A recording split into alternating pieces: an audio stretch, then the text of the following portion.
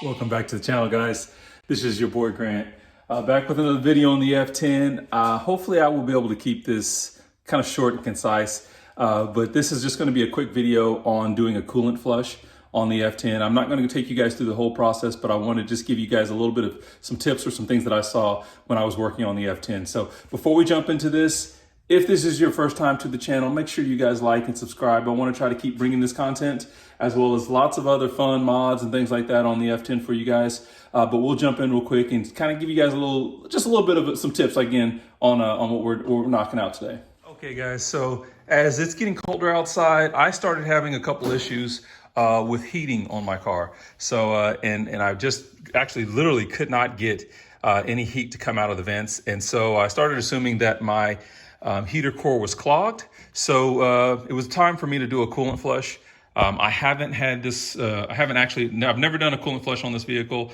And what you will find out, most time you look at your BMWs or any cars, you'll have at the bottom of the radiator down there, you'll have a drain plug that you can actually unscrew and allow the fluid, the coolant out of your vehicle. On the BMW F10, there is not a plug. I checked real OEM. I tried to look through descriptions. I also took a look at some videos. So what I have had to do to get the coolant out of this vehicle is right over here on the side. There is what they call the heater control valve. That's what's actually allows you to have dual heating on both sides of the vehicle. Let me see if I can get this on a tripod to see if we can give you a little bit better view real quick. Okay, so there it is right there. This is the heater control valve that you see here. And it's got 3 hoses that actually connect to it. One here on this side, and then you actually have, let's see if I can kind of lift it up. It's actually got a plug that I've already disconnected. You actually just pinch and pull that off, and you can kind of see how this is actually set up. Let's see, I'm gonna have to move the camera a little bit here. But not sure if you can see where it has a connection here on the back side. Again, one on top and then one on this far side here. I'm not sure if we can see that one here too, down below. It's hard to see. So what I'll do is I'll get that pulled off real quick. And this, of course, is going to release coolant when I do, but I'll kind of give you an idea of how I'm actually relieving or removing the coolant from the system. Okay, so this is the heater core valve removed. This is something that if you're starting having issues with getting heat on one side of the vehicle and not on the other, this is what you're probably going to look at first. So you can see once it's removed, you can see that there's a nipple here. There's 3 nipples that actually have heater hoses coming in. This is actually your coolant coming into the control valve, and then you have both of these. I'm not sure which one is left and which one is right, but that's how the fluid flows through here to go into your heater core. So as you can see here, we've got, in doing so, man, you got to make sure that you're ready, because as you can see, I've got a tray underneath here to catch a lot of the fluid, because as these come out, you're going to, again, remove this connection. These are the 3 hoses. You can see these ones here actually go back over to the firewall. Not sure if you guys can see that or not. Sorry, it's just kind of difficult to show. But I've got those disconnected. The one last hose that I will disconnect is actually right down here. So you can kind of see that. That's one that's got this clamp on it. So I'm going to remove that here in a minute. That hose is actually your return from the heater core. So as you can see, this kind of follows this up. It actually goes over here into the side. These are the 2 hoses that are actually going to the heater core. And again, this is your return from the heater core. So what I did is I removed all 3 of those. This is not the first time I've had to do this in trying to drain the system out. And this just allows the coolant to come off of the radiator. So you've got different lines coming in. This allows, you see, you actually got your overflow tank here.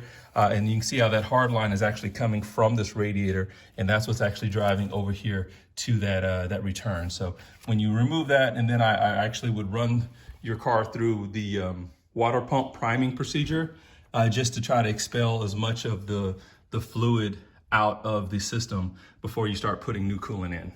Okay, and another quick look here. So this is that last hose I was showing you, which is the return. I found it easier to actually remove it by pushing it down. So that actually falls back down on the pipe, and then you're gonna use some good amount of force to actually get that off.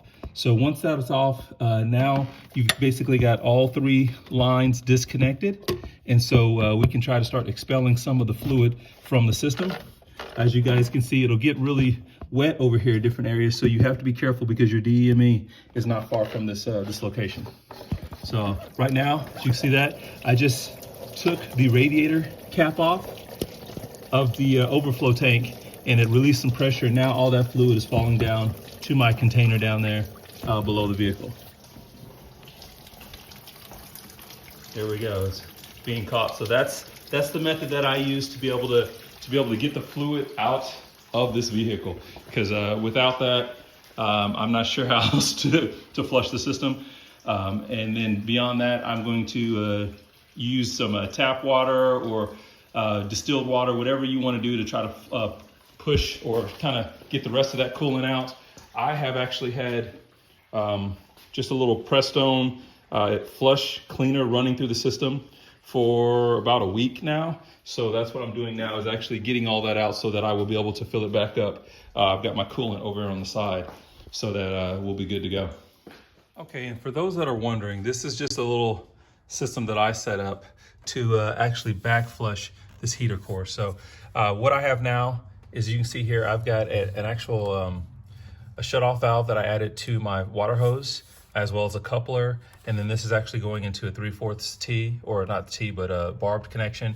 And I just have that connected to the inlet, the outlet of the heater core. And then these, I just went ahead and ran just some lines to them. These actually had some leftover lines from when I installed a sprinkler system here at the house. So that's just gonna give me what I need to just push, again, through the fluid through this heater core, just to try to see if I can expel out anything that may still be in there that's contamination or something that's still remaining in that system. Try to clean it out real good before I start filling it with coolant. Okay guys, that's it. We've got the heater core flushed out. We went ahead and filled the system back up with coolant. There will probably be a little bit of coolant left in the bottom of the radiator, but there's not really a whole lot we can do with this type of setup to get that rest of that coolant out without, I mean, the only other thing that we could probably do is actually remove the bottom radiator hose, which is going to give us an issue probably with an O-ring and things of that nature. I don't have that O-ring right now, so I don't want to go through the hassle of pulling that off and then possibly having a leak down the road. So this is going to suffice for what I needed to, which was, again, getting that heater core flushed out and then, again, getting new fresh coolant into the system. So if this is your first time to the channel, make sure you like and subscribe. Hopefully I kept the video pretty short for you guys, but I will plan on catching you guys in the next one. Everyone be safe, and we'll catch you next time.